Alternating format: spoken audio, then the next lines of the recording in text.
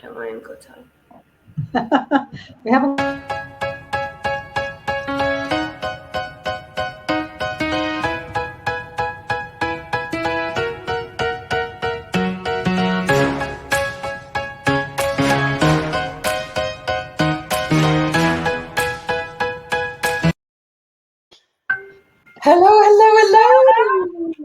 Hello, is anyone watching live? Anybody watching it back? So here we are. We're coming to the end of July, which is incredible.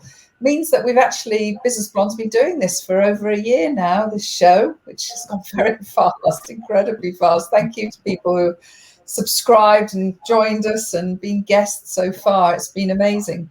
And there's only 3 of us today. Kim Adele is having what Carol Ann so beautifully puts, her pink time. She's out for the day with her daughter. And I think that probably reflects what we're seeing around us, people having fun now and moving towards the summer, school holidays, hopefully time for reflection as well and a bit of rest, which is what the theme of today is going to be between the 3 of us. And so how are you girls? How are you? How's life? Sam, how's things going for you at the moment? I'm really well, thank you. I've been plagued with this dreaded summer cold that's just been going around everywhere. So this week's been a bit of a struggle with school holidays, not feeling great and busy. But having said all of that, everybody is feeling just so positive at the moment, which as you know, I talk about it all the time. I feed off other people's energy. So I'm really grateful to have such positive people around me that I can just suck their energy, and that's how I get by. So yeah, this week's been good in that respect. I've had some really great coaching sessions with some really great goals being set for people now looking at the last quarter of this year, but looking at it with a real positive attitude, which I'm loving. Yeah, I want us to dig into that when we're chatting and spread that feeling as well. And Carol Ann, what about yourself? Well, it is a quiet time of year for me, and it always is. And years ago, when I was first started as a coach, I used to really panic. Like, where's everyone gone? Where's business? It's July, it's August. What's happening? And now I know that I can plan and do other things and properly give myself time to get on with building for the future, basically. But so needless to say, I have been out a lot last week, and I went to the V&A to see the Alice in Wonderland exhibition, which was just my kind of heaven. I've been to see the Hockney show at the Royal Academy. I'm off to see the Paula Rago show. I'm doing very cultural things in London. I just want to bring London back, and I spent £35 on one cab drive the other day, and I said, I'm doing my bit for the economy. I'm getting out to the galleries, the restaurants, using black cabs. And it's lovely. The cab drivers, you always get a kind of barometer of how society is saying, oh yeah, it's really lovely to see particularly young people out and about, but they want the tourists back. They want people, the international visitors in the London hotels back in town, really spending the big money. The hotels need it, and all the periphery businesses that thrive around the city need it. So it was lovely to see new life coming back. So yeah, I'm sensing the great positivity too. And did you see, was there a difference this week? Or did you notice there's a growth this week then? Well, there's a lot of people away in London. They've gone away for the holidays. So I tried to go on the M25 on Monday. It was an amazing mistake to make because there was millions of caravans and people going on holiday. But yeah, it's a little bit quieter. But, you know, mums are out with the children. People are having lunch. The weather helps. So yeah, I just sort of sense that it's slowly coming back. I hear that a lot of people are still very cautious, but I'm not seeing it. Yeah. I've actually been really surprised. And I don't want to be negative, but actually, I think this is actually a shift towards the acceptance of things, of people that are now getting COVID that I know who are sort of almost talking about it like they've got flu rather than some panicked attitude about it. I don't know whether, I sense there's a little bit more rationale around going on where people have sort of just thrown it into, oh yeah, I had COVID 2 weeks ago, but I'm feeling a bit better now. And I'm just getting a sense of us accepting that it is the new normal, like we accept flu, we take personal responsibility for it. And almost there wasn't this shock. I didn't sort of have an intake of breath this time when they said it. I said, "Oh, I'm really sorry. I hope you're feeling better soon." Do you know what I mean? Do you get what I mean about that? Yeah, I think it's Absolutely. I think because the double jabs, I think people are thinking it's not quite as life-threatening perhaps it was a year and 5 months ago. So it's a sense of you can venture out now, and less not wearing a mask around a department store is a joy. Not always having to wear the mask. Obviously, on public transport, that's quite sensible. If you're the only one walking around the handbag department or whatever, it's nice just to take your time rather than, well, I just want to get this thing off. It's a little bit of normality to that now, which is lovely. Yeah. What about you, Sam? Are you noticing people being a little bit more relaxed about things? Definitely so, and you're quite right. Now, every time you meet somebody is talking about their experience of COVID, and you're right. It used to be like, "Oh my God, are you okay?" Like how, and now it's like, "Oh, okay." Like you say, it's very much flu compared to this major illness that was literally killing thousands of people. So I think you're both right. The double jabbing is definitely helping. People's attitude, I think, is changing in many ways. Some people are now just so rebellious towards it because they've just had enough. So it's like, there's business as normal, there's life as normal, and we're going to carry on regardless. And now we've got our jab, that seems to be the green card for doing whatever people want now. But it is lovely having that freedom to choose whether you go wear a mask or not. Now I'm loving that. Oh, it's such a relief. I found myself. My technique is I went into the supermarket and I saw everybody was wearing one, so I have one over my ear hanging. And if it's nobody around me, I just enjoy And then as soon as I feel there's somebody next to me, I put it on just for their comfort because I want to respect them. So I've sort of got a hybrid way of using it now. So in terms of what we're going to talk about this week. I think that's, Penny, I think that's a really good point though, because my friend's daughter was saying to me yesterday that her daughter works in hospitality. So she said, I feel like, I want people to protect her because when you work in hospitality, you don't have a choice. So she said, every time I go into a restaurant, I will wear a mask because it's protecting people like my child. And I thought, actually, I've not thought of it that way. That's a really good, another sort of viewpoint to have when you're thinking about whether or not you want to wear a mask. Is it for you? Is it to protect others? And I just thought that was a really good, grounded, rounded way of looking at it, really. Yeah, I think that is the way I'm looking at it now. More about, I think that was what they wanted us to do, is think about everyone else. There was that peer pressure of you do it for others. But so in terms of our conversation today, we're going to sort of talk about, because we're not here in August. And so this was like the end of school term, isn't it? And I bet everybody's feeling that feeling of, gosh, that's my timetable finished. I wonder what my timetable is going to be like in September. And I feel a sense of organisation and a little bit more space in our lives to get that organisation. So, how can we help people move forward? Carol-Anne, when you're talking to clients at the moment with how they're doing, what sort of things can people think of going into August? Well, what people are struggling with, and I think that's when you come to a coach because you are struggling with something, is motivation at the moment. And I think we've lost a momentum in business. A lot of people feeling, I've lost my momentum. I used to be able to just write my marketing material, do my newsletters, do my social media. And there's a sort of a sense of, I call it the damn duvet, the lead weighted duvet that suddenly comes down on you and you sort of think, I've got no inspiration, I can't seem to get, and then when they do, whatever it is that's been holding them back, it starts to flow again. So I think the main thing that I'm seeing at the moment is a sense of, how do I get my mojo back, how do I get into it again, and what would be exciting to look forward to, because I do think you can aim for a goal providing it's really compelling and you start to love the goal so much that you don't mind going through the daily grind to get there because you think it's worth it. Because I'm going to go. So goals should be delightful, compelling, and make your knees knock a little bit because they're a little bit scary too. But they're the ones that you kind of say to people, hey, guess what I'm going to have a go at? And they go, wow, that sounds amazing. So they sort of hold you accountable too.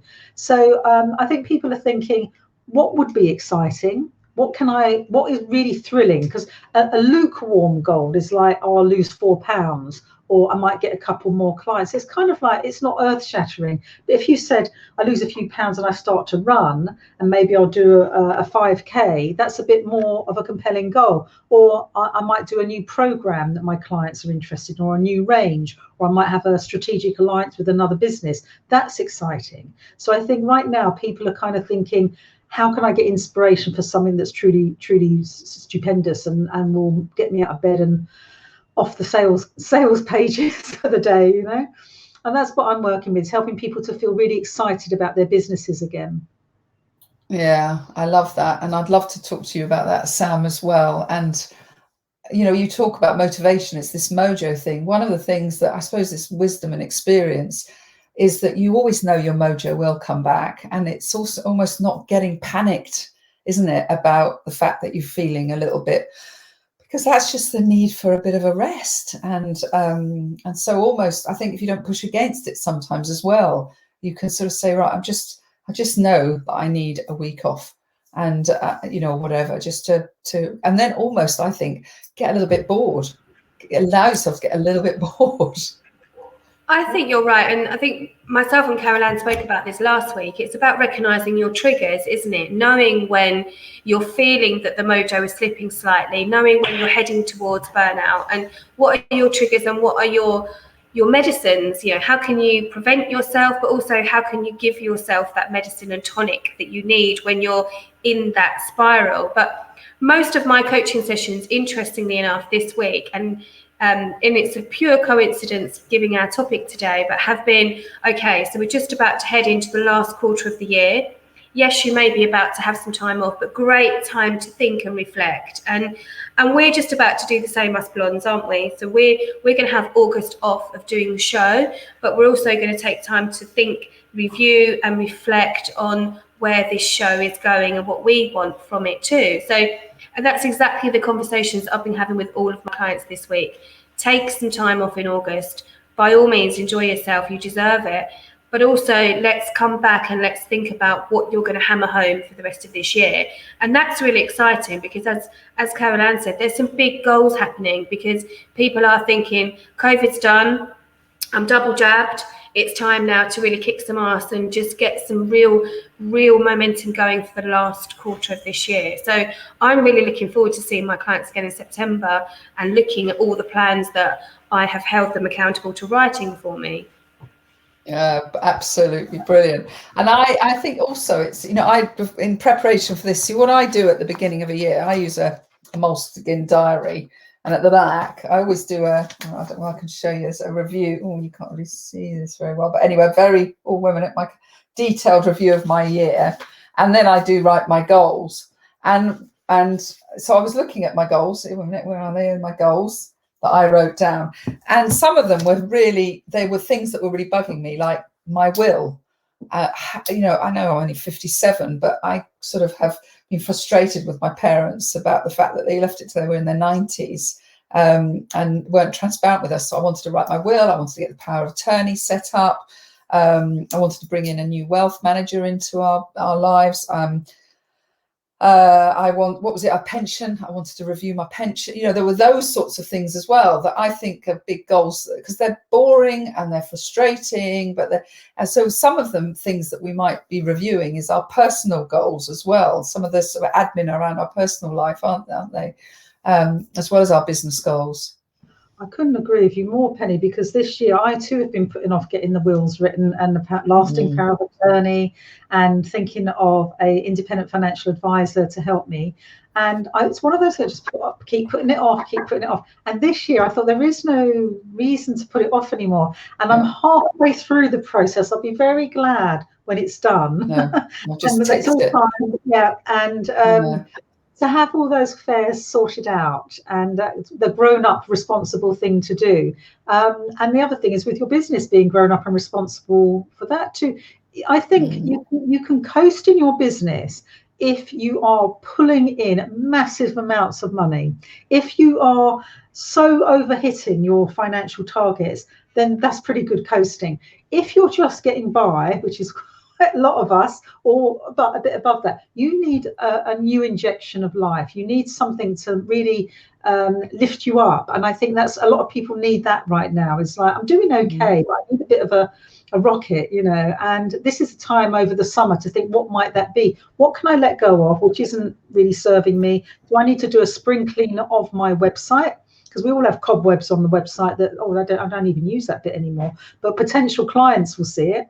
So have a review, have a spring clean of the old website. Think about all the things you're avoiding, which we talked about before. They're the things that might be the missing link in your business.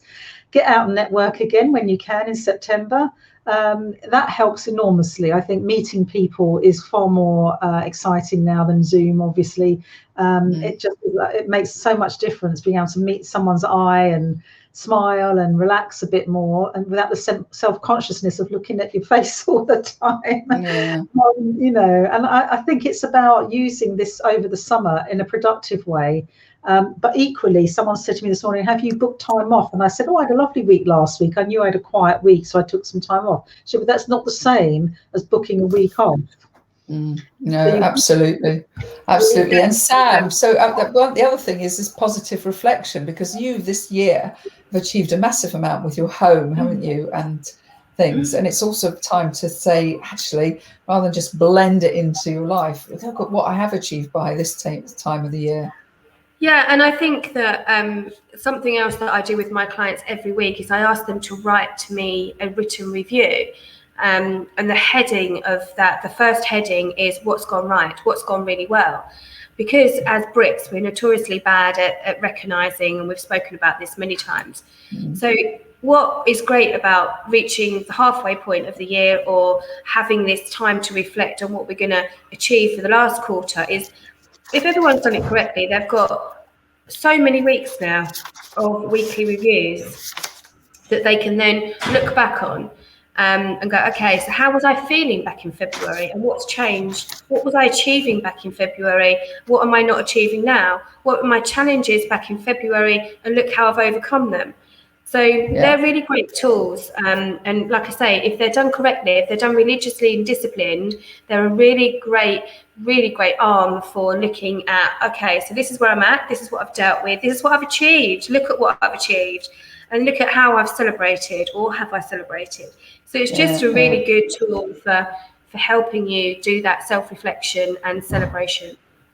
So if we look at some of the mindset around things, because I was thinking, why people saying I'm so busy, or is it something behind that, which is they haven't got the right boundaries, or are they disorganized, or are they lacking focus? And whilst they might not be feeling really busy now, they may reflect and think, that was quite an overwhelming first half of the year.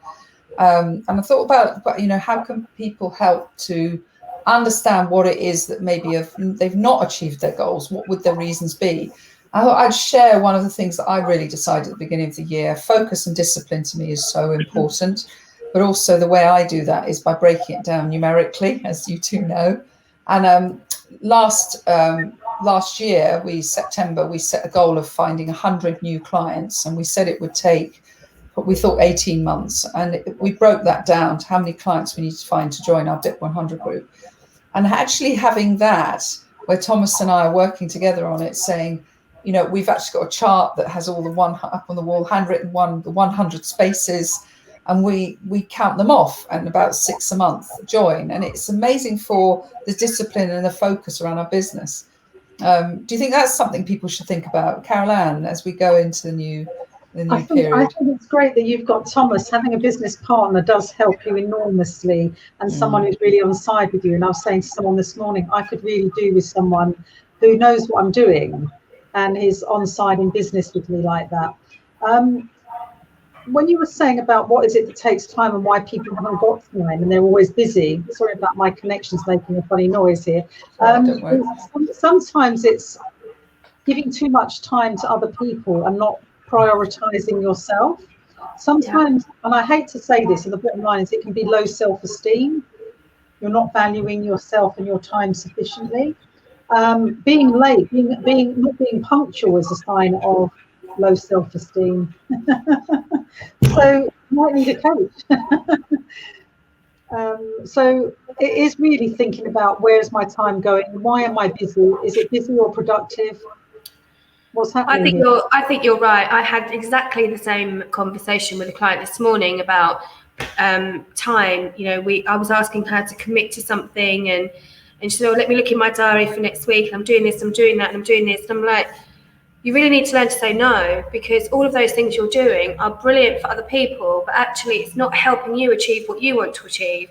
You're very kind and you're very lovely, and people are loving spending time with you. However, you want to be here, and the reason you're not potentially is because you're saying yes to everybody else apart from yourself, which is not being kind to yourself, is it? So you're absolutely right. It's having that confidence to go, no, this is what I need to achieve this week, and I need to be selfish. I need to look after myself, and sometimes it feels selfish. Sometimes it really does, but we need it. Yeah, one of the ways I overcame that, actually, sorry, Caroline, because I had this sort of come to Jesus moment with my psychologist 3 years ago about why do you give so much, is that one of the ways that I did it is I now think of my business as something that I have to respect. I am a resource within my business, and my business has a commitment to a lot of clients, and my business needs to be successful. And therefore, I treat myself like an employee, if you see what I mean, of a business that has to perform. And part of performance is not being poor with my time and having those boundaries. So if I was employing someone to be a sales manager in my business, and they were sitting down and they were saying, well, I haven't achieved my numbers because I helped this person, I helped that person, and I had a lovely time. And I'd be saying, that's fantastic. So how are you going to have a default diary that says 4 hours a week? I can do that. But the rest of your time, you've got to respect the business. Do you know what I mean, Caroline? I know you were going to say something. I do. I work with a lot of very nice people like you, Penny, really lovely people. And they say, I want to help and I want to do this. And I was helping someone out with that, and it took longer than I thought. And I say, you have to be responsibly selfish. And that doesn't mean being an ignorant pig sort of thing. It means I have to look after myself first, be responsible for my health, my well-being, my business, my income.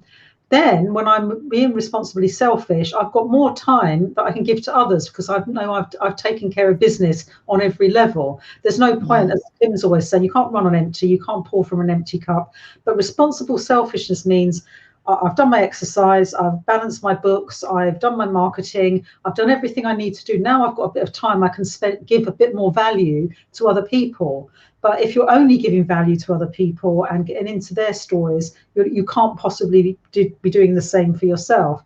And it is about knowing the balance. And I like that thing, which is almost like you can have a fund of goodwill, which you can give to people once you've done what you have to do for you, your body, your mind, and your business. Because I always think body, mind first, because if you're feeling really ill and tired and in burnout, your business will be the first thing that goes down. So it has to be that body, mind, then business.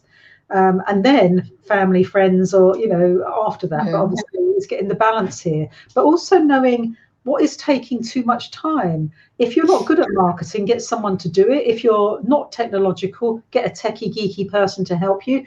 It could be things like that are taking your time up. I know that if I was left to do tech stuff, I'd be on here 3 a.m, because it's not my natural way. But I have people who help me now, and that's worth the investment. It frees me up to do the stuff that is going to bring in clients and give me business.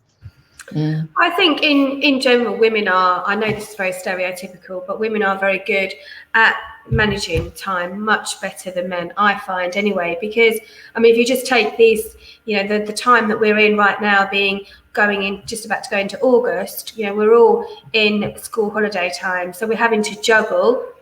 And it very much is a juggling. I remember the days when mine were little that I used to have a spreadsheet, which is very organised for me, because you all know I'm a wing it, lastminute.com girl.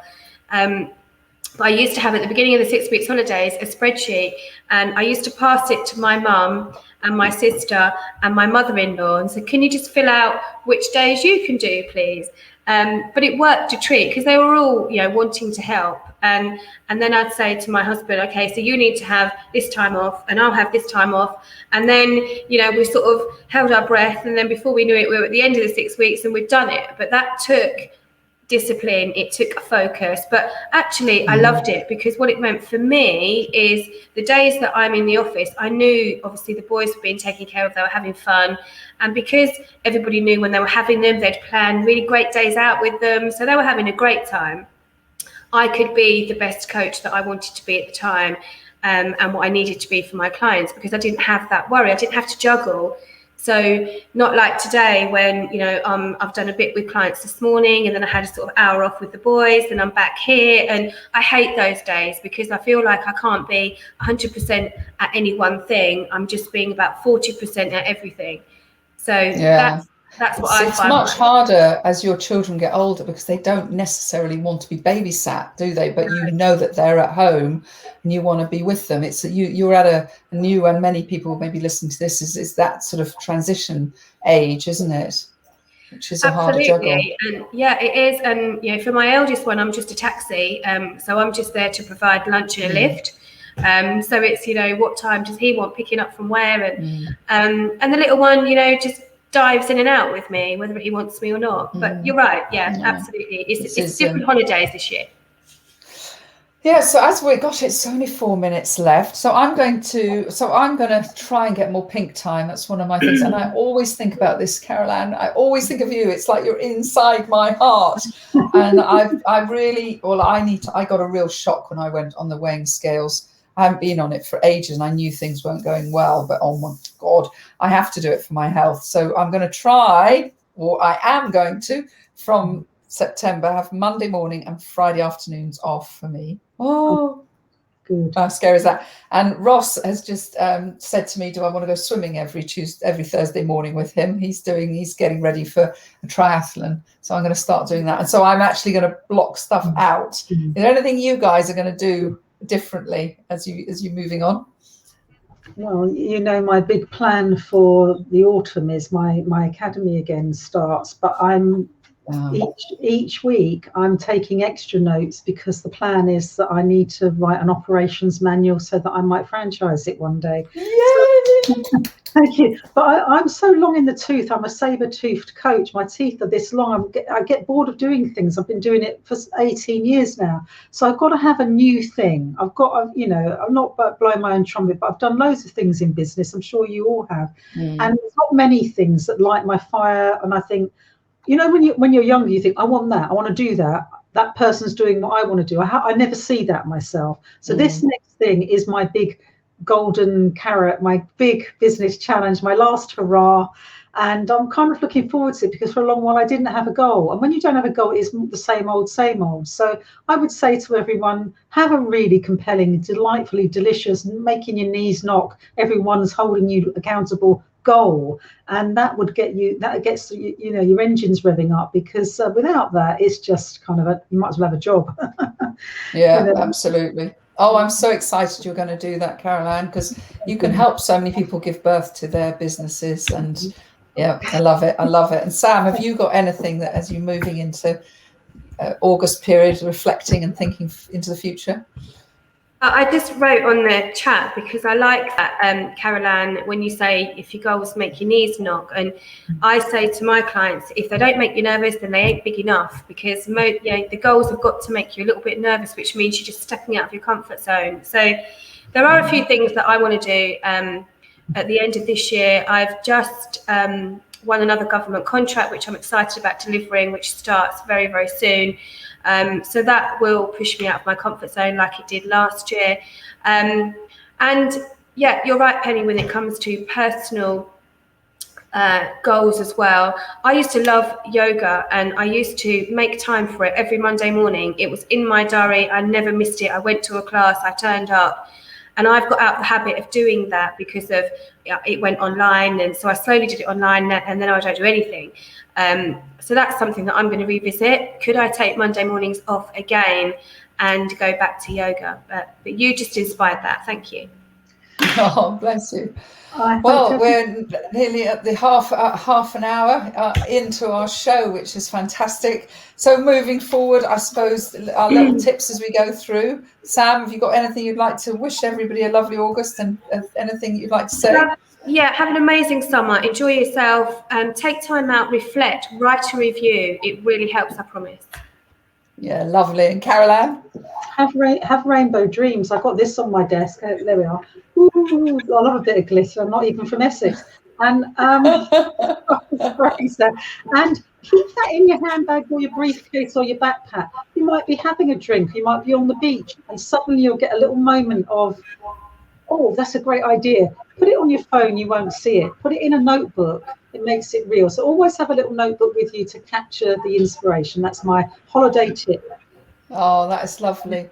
And I think mine is, you have permission to make really big changes in your life. And I did this back 3 years ago, and I've never been happier. And I reviewed my business life and the things that I didn't feel were right for me. I realized that my ambitions weren't in line with the sort of person I was. I wasn't working with the type of clients I wanted to work with. I have just finished coaching someone who said, I'm going to give a year to a new idea, and if it doesn't suit me, I'm just going to close it all down. And I'm so proud of this person for doing that, because you are the boss of your life. And so just think this summer about what is really making you happy. And it is amazing how you can redesign your life if it isn't making you happy. Yeah. So on that subject, I think we could all wish everybody a very happy summer. And thank you for watching us for over a year now. And we look forward to seeing you in September. Have fun, guys. Happy summer.